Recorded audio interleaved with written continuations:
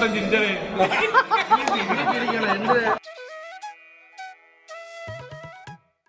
കേരളത്തിന് പുറത്തുള്ള എൻ്റെ പ്രിയപ്പെട്ട കൂട്ടുകാർ, പ്രത്യേകിച്ച് വിദേശത്തുള്ളവർ മിക്കവാറും എനിക്ക് പേഴ്സണൽ മെസ്സേജ് ഇടും, അല്ലെങ്കിൽ കമൻ്റ് ഇടാൻ ചാൻസ് ഉണ്ട്. എൻ്റെ പൊന്നു ബെൻസി ഇങ്ങനെ കൊതിപ്പിക്കലേന്ന്. കഴിഞ്ഞ ദിവസവും നമ്മൾ ഒരു പാർട്ടിയുടെയൊക്കെ വീഡിയോ ഇട്ടിരുന്നു.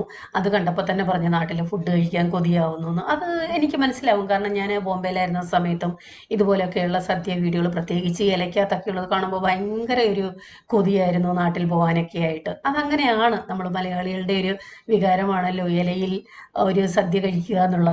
അപ്പോൾ ഇന്നത്തെ ഈ പ്രോഗ്രാം എന്ന് പറഞ്ഞാൽ ഞാൻ കഴിഞ്ഞ ദിവസം ഒരു ഷോർട്സ് ഇട്ടായിരുന്നു. കാരണം ചർച്ചിലൊരു മീറ്റിംഗ് ഉണ്ടായിരുന്നു. അതിനുശേഷം